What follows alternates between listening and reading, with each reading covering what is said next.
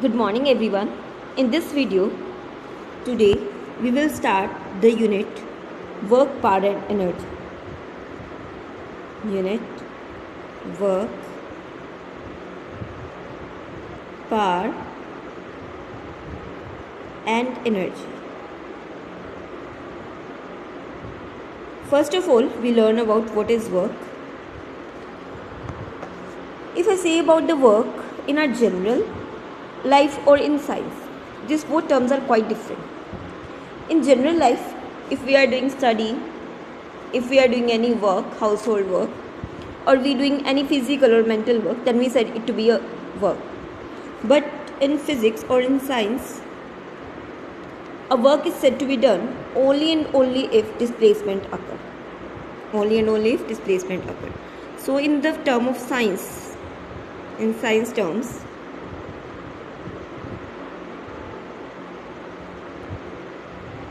work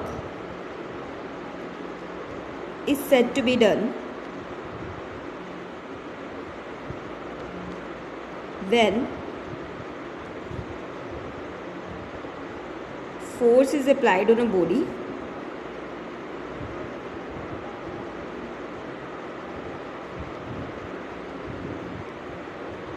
as a result of which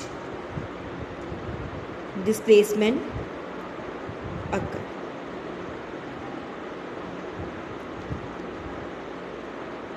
Means when force is applied on a body, as a result of that force a displacement occur in a body, then we said work is done.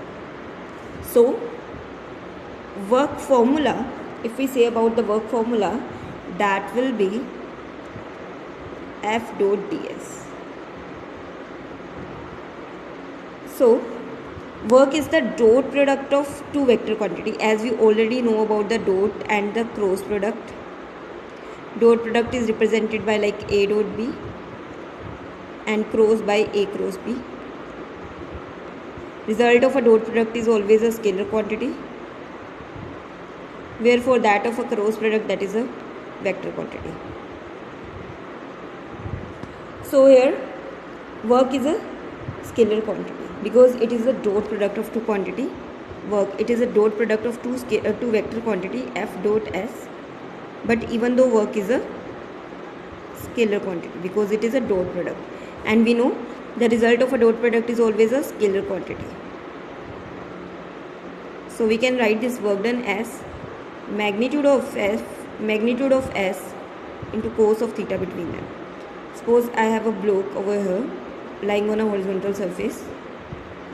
If force is applied on this block in this direction, as a result of which displacement occur in this direction, if this is the applied force, this is the displacement occur, and this is the theta between them, then work done is Fs cos of theta between them. So this is the formula for the work done.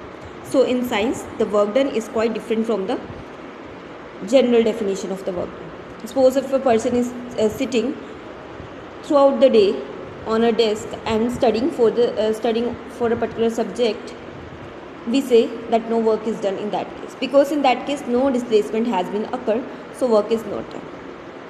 So work is said to be done if F is not equals to 0,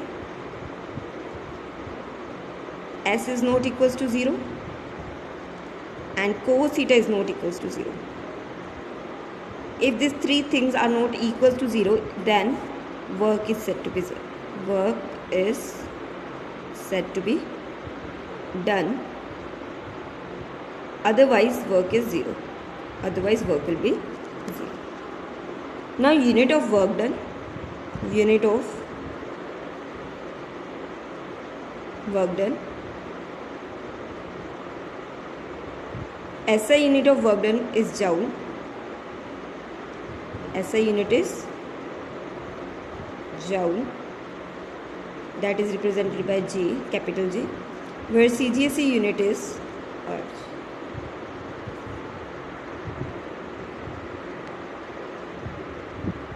This is the CGSE, where 1 joule is equals to 1 joule is equals to 1 Newton into 1 meter.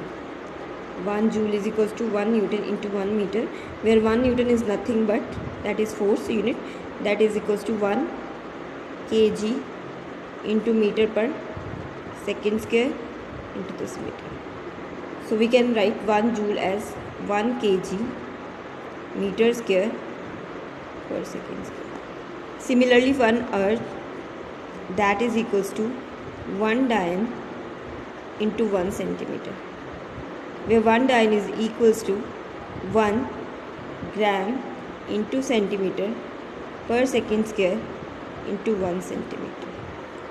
So if we convert this gram centimeter, so what we have here, 1 joule, we get 1 joule equals to 1 kg meter square per second square, but we get 1 earth, that is equals to 1 gram centimeter square per second square, where 1 kg is equals to 1000 gram,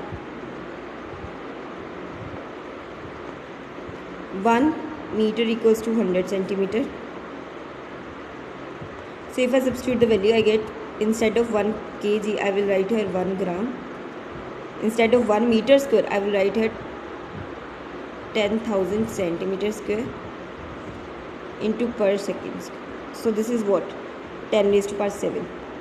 So 1 joule is equals to 10 raised to power 7 gram centimeter square per second square, where 1 gram centimeter square per second square, that is equals to 1 earth. So instead of this old term, we can write it earth. So 1 joule is equals to 10 raised to power 7 earth. So this is the conversion unit of SI into CGSE relation. Or we can write 1 earth is equals to 10 raised to power minus 7 joule. These both are the absolute units. Apart from dimensions of work done, where work done equals to force into displacement into cos of theta, where cos theta have no dimensions, so just by neglecting it and considering the dimension of F and S, force is equals to what, mass into acceleration. Acceleration is equals to what, velocity upon time taken. Velocity is equals to what, displacement upon time taken, that is square. So the dimension of force is m. It's just write the dimension of force, that is m L T minus 2, where dimension of S, that is L. So by substituting the value, we will get dimension of work done,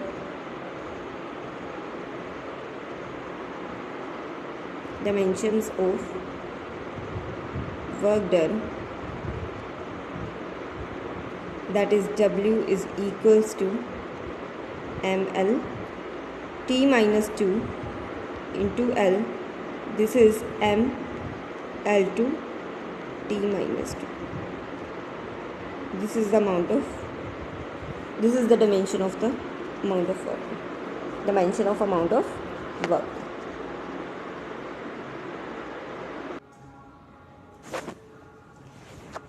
Next is nature of work done.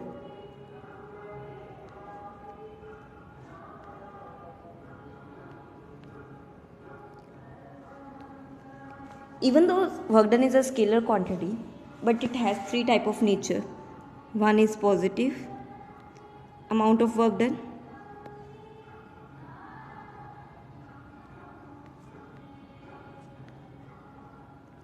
second one is negative amount of work done,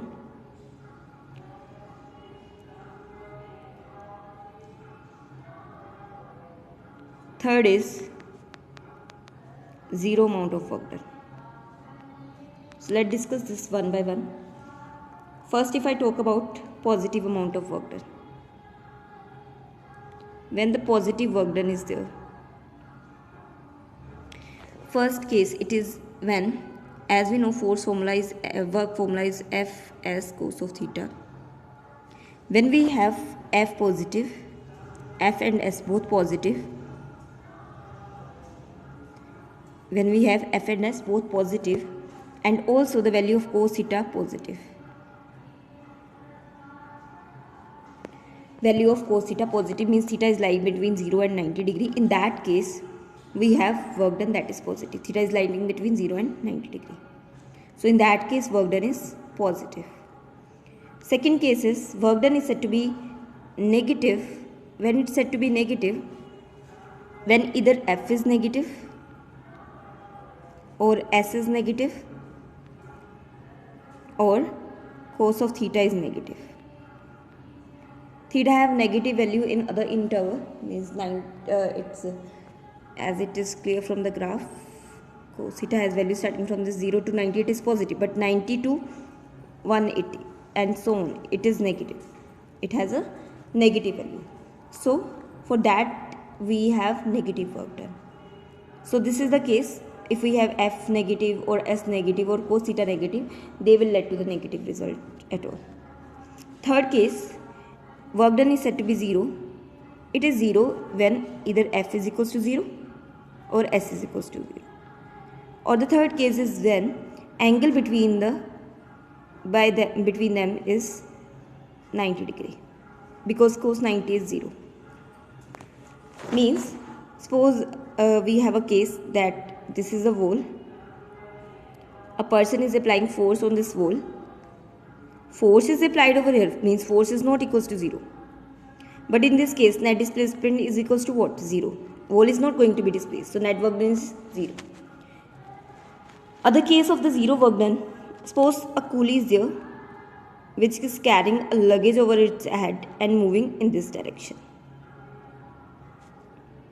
As this coolie is applying force, or its weight of this luggage is acting in this downward direction, means this is the force actually which is acting in downward direction, and this is the displacement of the pulley. So this both have an angle of 90 degree in between them. Means pulley is moving in this direction, where force is acting on it is in downward direction, so angle between them is 90 degree. In that case, cos 90 is equals to 0. So we can say no work is done by the pulley in carrying that bag. Work done is 0 in this case, as pulley is carrying the bag. So this is the case of the 0 work done. Now we have the work done by the two type of forces. First of all, there are two type of forces. One is the constant force.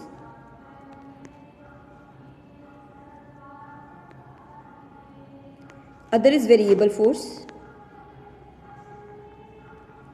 It's quite clear from the words itself that constant force is that force whose value remains same. Whose value remains same with time.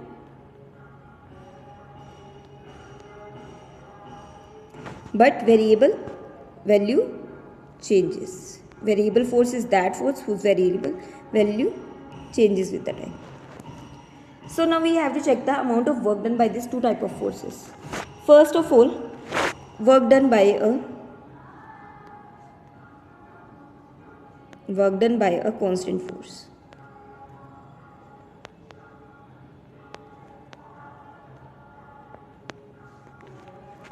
Simply for the constant force, work done is equals to nothing but force into displacement, F dot S, or we can write it as Fs cos of theta. This is simply the amount of work done by a constant force. This is the amount of work done by a constant force. Work done by a variable force.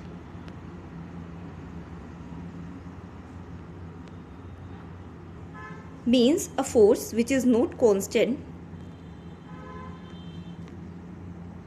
but it is a variable, like force is in the form of, like, say 5x square. So by having different value of x, it has a different value, so we consider f as a variable over here. So for this type of forces we have a formula. What is that? Suppose a variable force is acting on a system.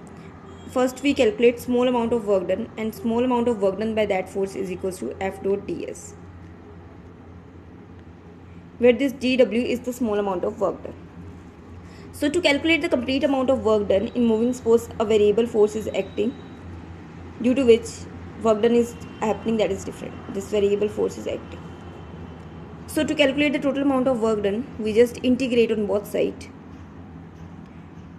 taking the displacement occurring from SI to SF, initial to final, F dot ds. So the amount of work done, that is equals to W is equals to integration of F dot ds with limits upper and lower or without limits, or it can also write in the term of dx, that is F dot dx x1 to x2. This is the amount of work done. Suppose the question is there that force is equals to 5x square plus 2x. Calculate the amount of work done in moving the charge from a displacement of 0 to 2. In that case, work done is equals to integration of, instead of f we write here fx square plus 2x into dx. Suppose an angle between them is 0, so cos 0 is 1. So integration is 0 to 2. So by integrating this 2 separately, like 5x square dx with limit 0 to 2 plus 2x dx with limit 0 to 2. So here work done is equals to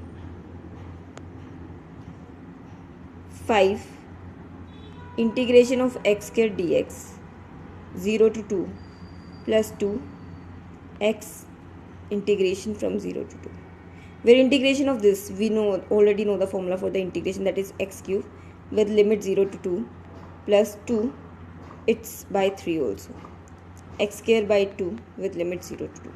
So by substituting the value, one can calculate the result for the work done. So similarly, if the variable force is there you have to solve the integration to find the amount of work done.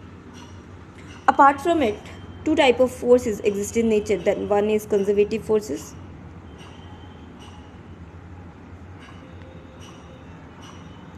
second is non-conservative forces.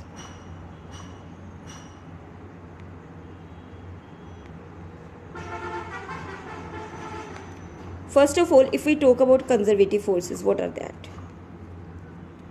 Conservative forces are those forces. Conservative forces are those forces which depend upon the initial and final position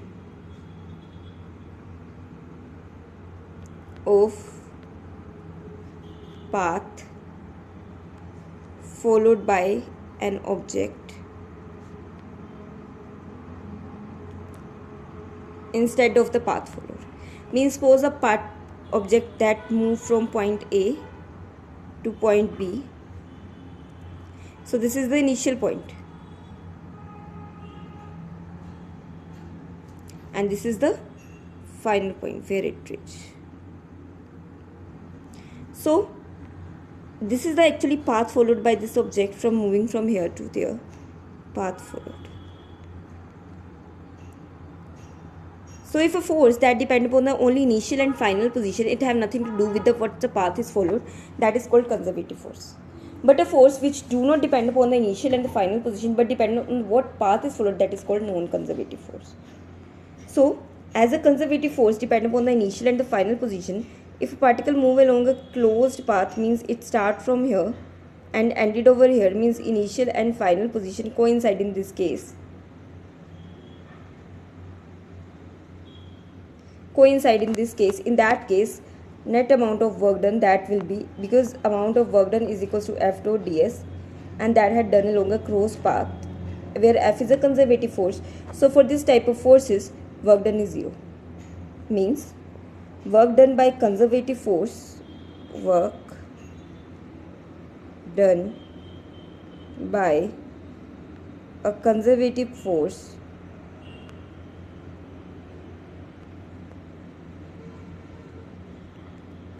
along a closed path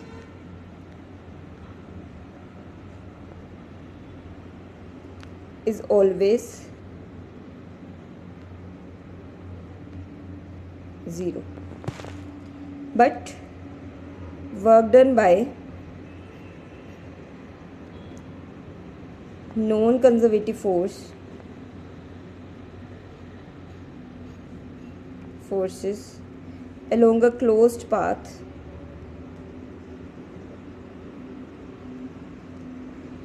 is not equals to 0.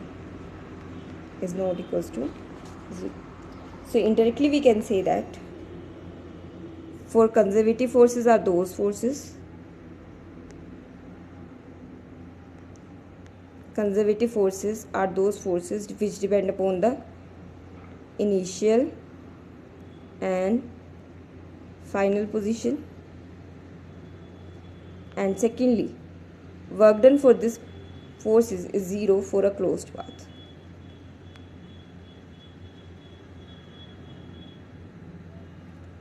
But for the non-conservative forces, we have contrary factor, that is,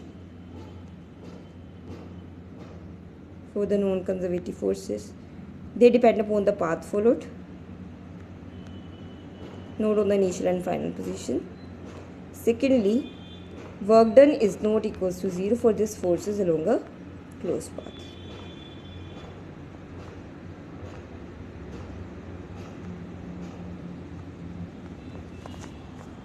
So this is for the non-conservative forces.